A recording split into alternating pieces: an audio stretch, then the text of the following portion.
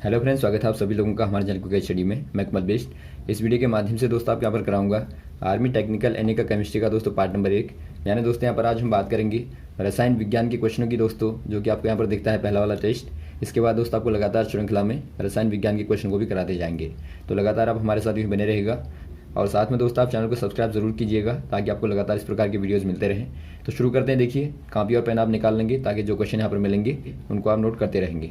तो देखिए, पहला क्वेश्चन क्या दिखता है दोस्तों आपको, क्या होगा जब, यानी कि आपको दिया है CuSO4 जब आयरन के साथ में रिएक्शन करेगा तो यहाँ पर क्या बनेगा।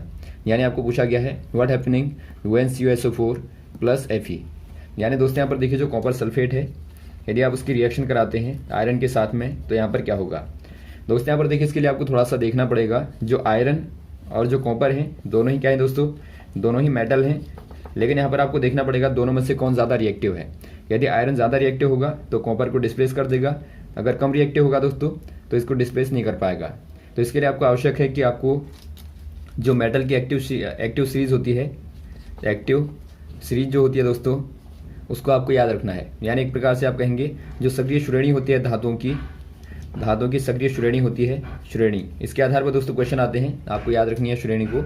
इसमें देखिए दोस्तों, पहला जो रिएक्टिव होता है वो आपका पोटेशियम होता है, बाद में आपका सोडियम होता है, बाद में कैल्शियम होता है, फिर आपका मैग्नीशियम होता है, फिर एल्युमिनियम होता है, फिर कार्बन होता है, उसके बाद जिंक होता है, उसके बाद आयरन होता है, उसके बाद एसएन होता है, उसके बाद पीबी होता है, लेड होता है, उसके बाद हाइड्रोजन, फिर कॉपर, और बाद में एजी यानी सिल्वर, और बाद में एयू यानी गोल्ड।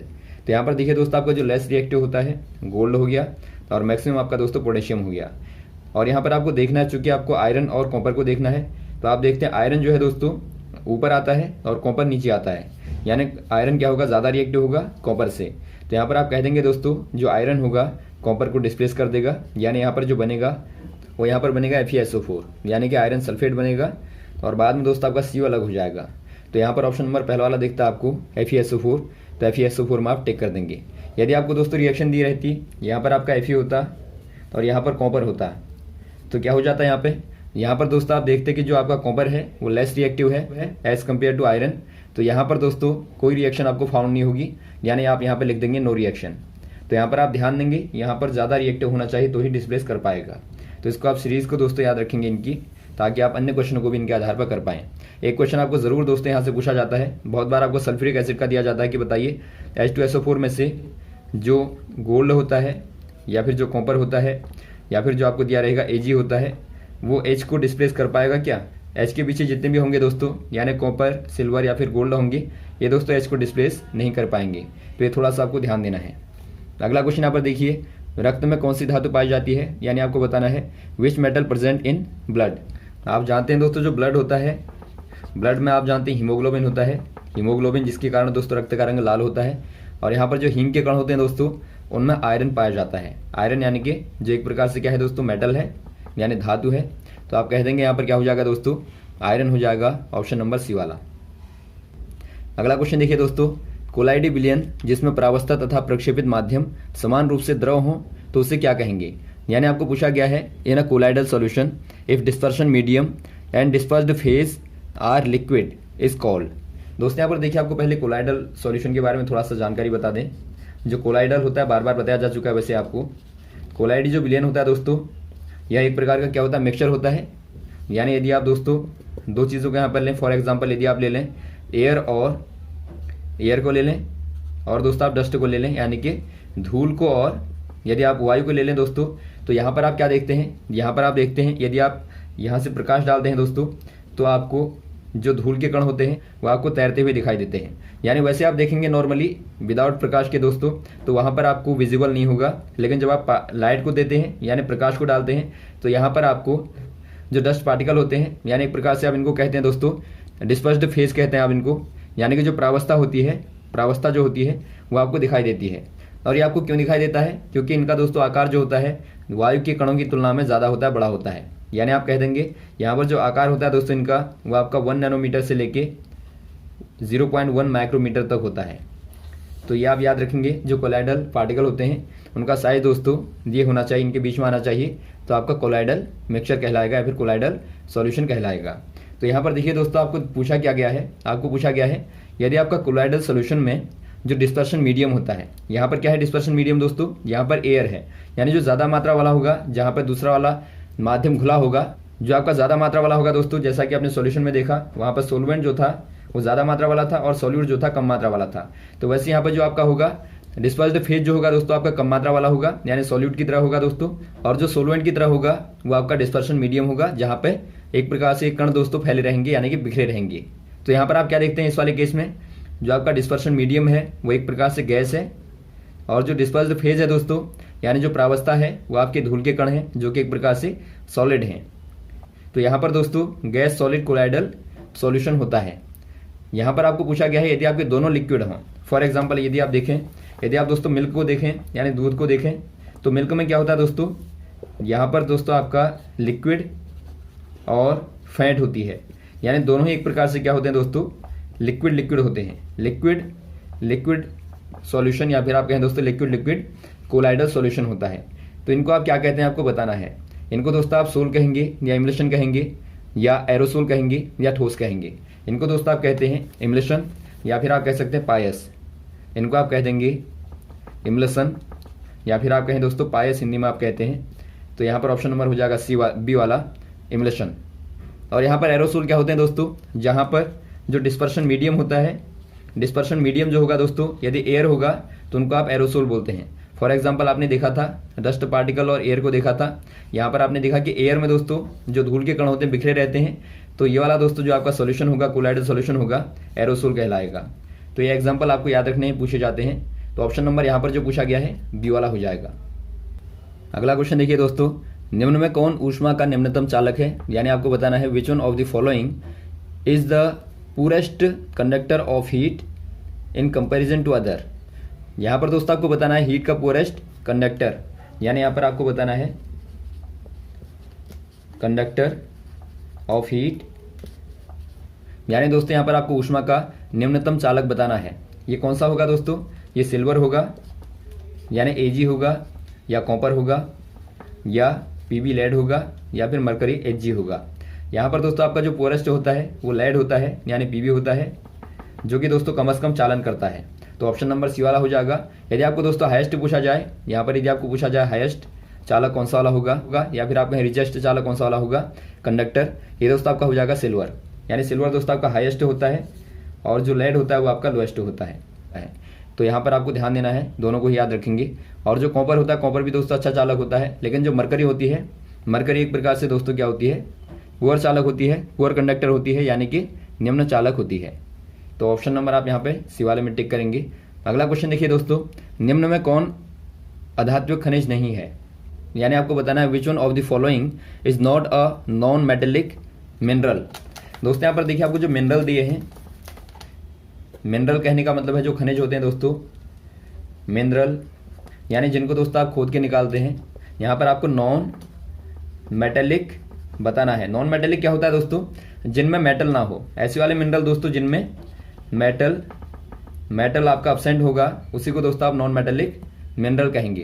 तो यहाँ पर आपको जो पूछा गया है निम्न में से कौन अधात्विक खनिज नहीं है पूछा गया है, यानी कि कौन सा वाला एक प्रकार से धात्विक है। तो ये कौन सा होगा दोस्तों, माइका होगा, या फिर आपका सिलिका होगा, या ग्रेनाइट होगा, या फिर आपको दिया है बॉक्साइट।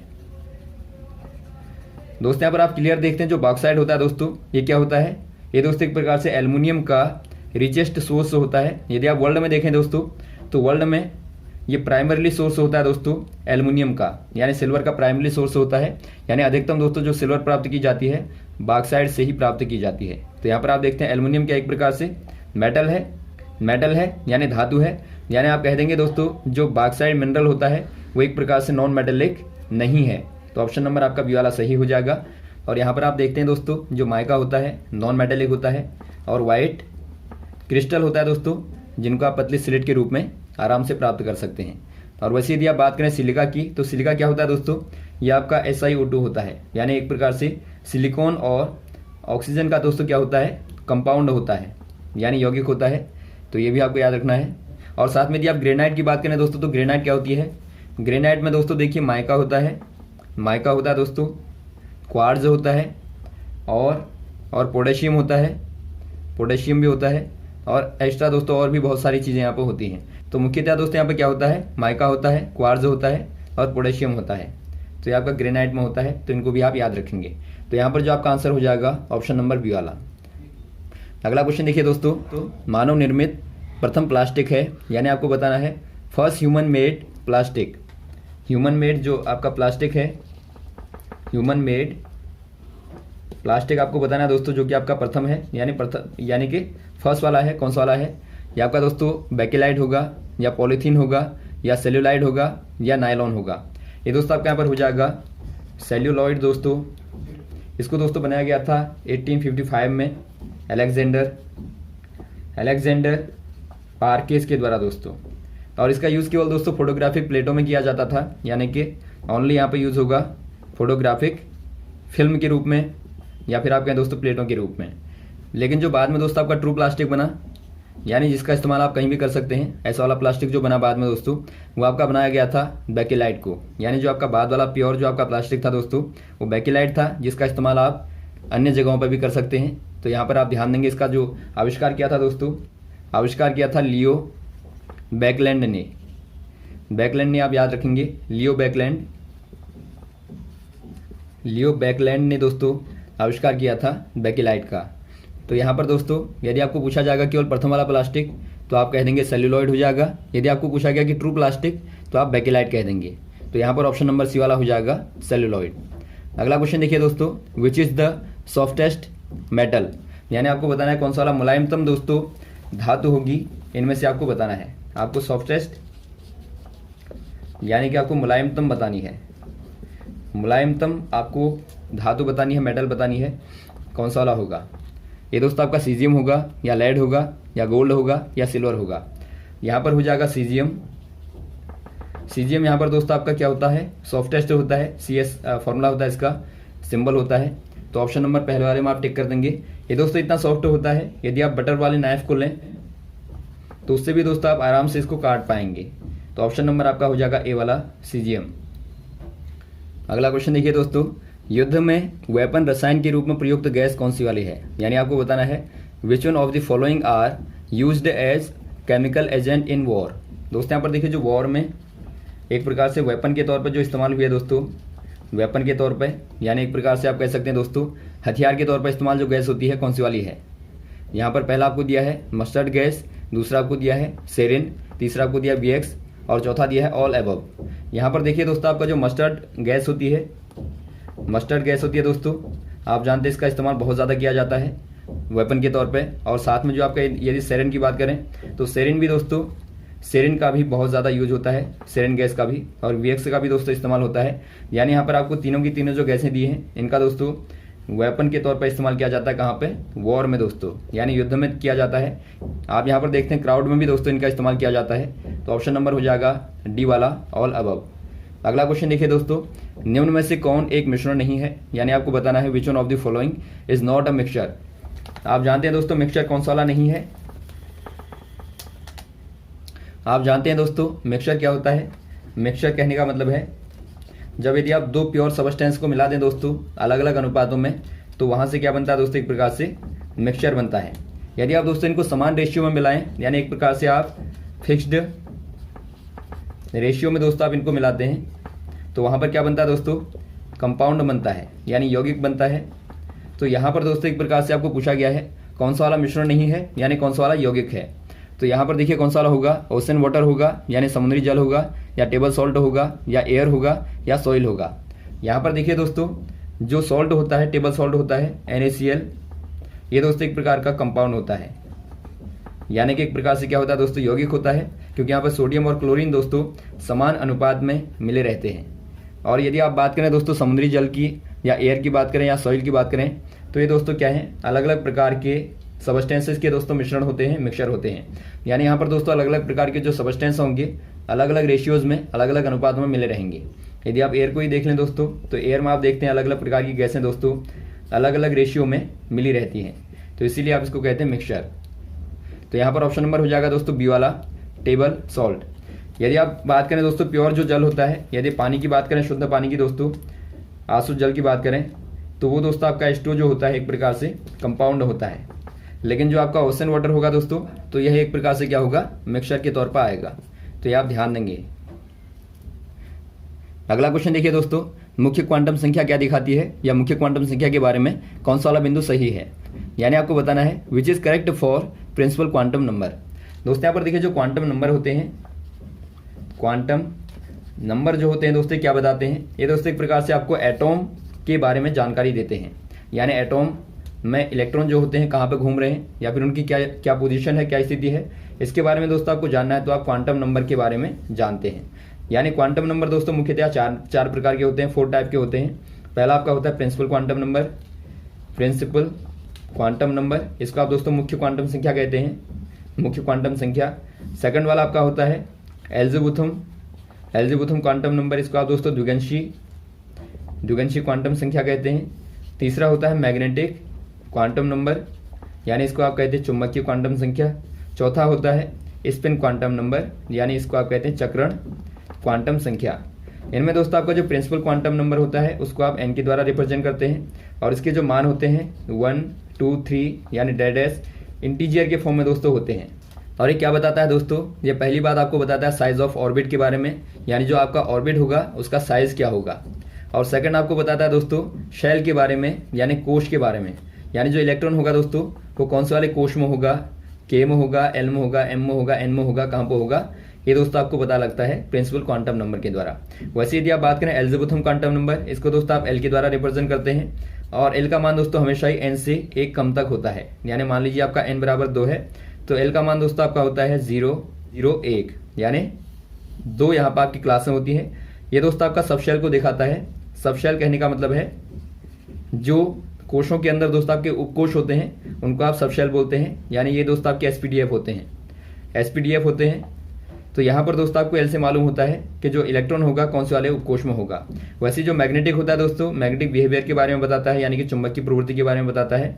और थर्ड वाला जो स्पिन होता है ये बताता है कि इलेक्ट्रॉन किधर की ओर चक्कर कर रहा है, ऊपर की ओर या फिर नीचे की ओर।